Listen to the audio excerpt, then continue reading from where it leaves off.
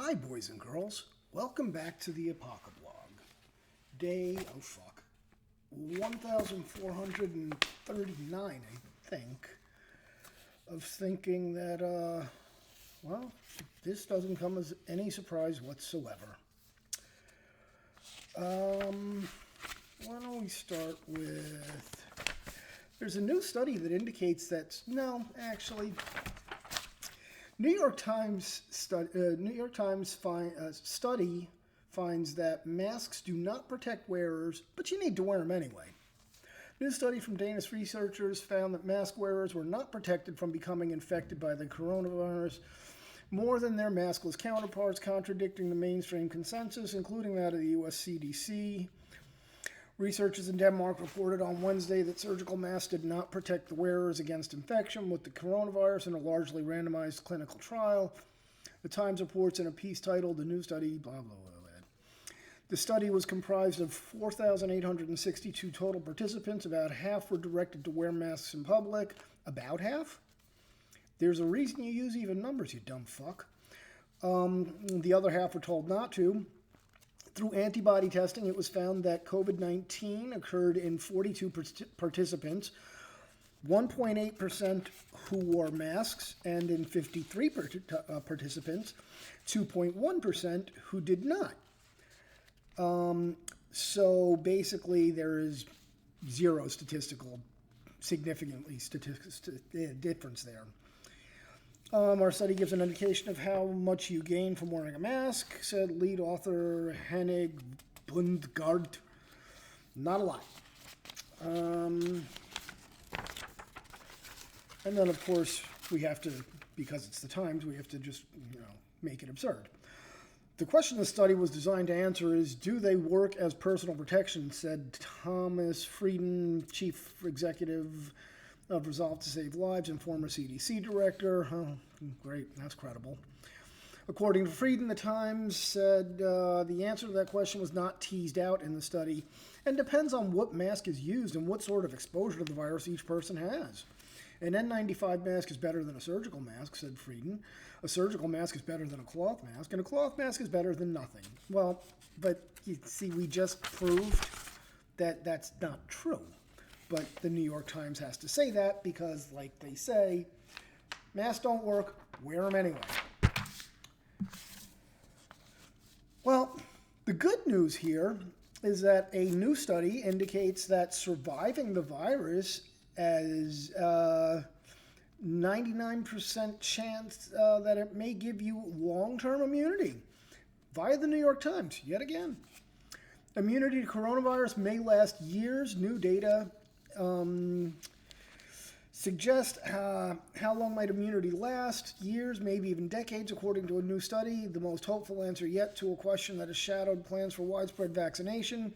8 months after infection, most people who have recovered still have enough immune cells to fend off the virus to prevent illness, the new data show. A slow rate of decline in the short term suggests happily that these cells may persist in the body for a very, very long time to come. But why are they telling this bit of truth? That amount of memory would likely prevent the vast majority of people from getting hospitalized severe disease for many years. Virologist said Shane Crody, virologist at La Jolla Institute of Immunology, who co-led the new study. So it turns out if you've had the virus, you don't need to worry about social distancing. In fact, if you've had the virus, you probably don't need the vaccine either. So, and by the way, CDC recently updated their estimated infection fatality rates for COVID, and here's the updated rates by group. 0 to 19, 99.997% chance of living. 20 to 49, 99.98% chance of living. 50 to 69, 99.5% chance. 70 plus, 94.6% chance, but we're doing this stupid fucking dance. Now, I'm old enough to remember just a little while back,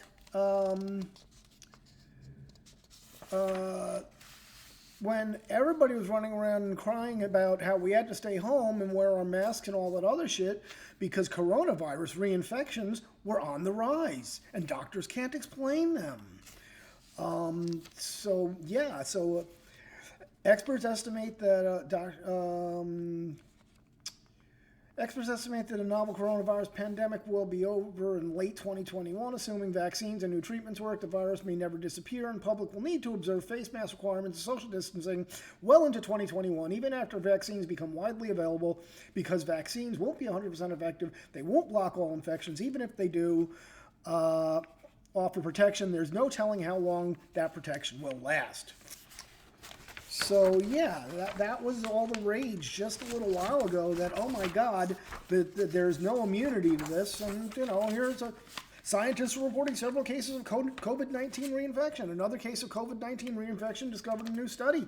Nevada man COVID-19 reinfection, first in U.S. Yellow caution light about risk of virus. UAB doctor, COVID-19 reinfection with more likely than initially thought. What reinfection? So now, you don't need a PhD to understand that these two things can't exist in the same universe. Either the reinfection thing happens, it doesn't, or you have lasting immunity, you do. But now all of this is based on, these lockdowns where Cuomo's running around and screaming that no more than 10 family members in your house, blah, blah, blah. This guy came out, and by the way, wear your mask or, whatever, go to jail.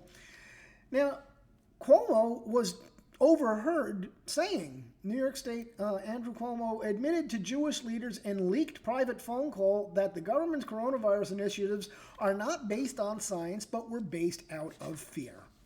So there's no reason for anyone, excuse me. If you do not have several comorbidities and you have a relatively healthy immune system, there is no reason that you should be rebreathing in your own carbon fucking dioxide. Now, as with everything else that the progressive left does, there is now the environmental impact. Masks and PPE begin to pollute San Francisco Bay. Much like the low-flow toilet that you had to flush 4 times to make that Dugan go away. Much like, let's stop using wood bags. And now the ocean is plastic. Same fucking thing. Now the ocean's about to become fucking theoretically infected PPE. Stop doing this shit, people. It's just, you gotta just go live your fucking lives. Just ignore these people. They can't arrest us all. If we all take off our fucking mask, this thing ends when we want it to.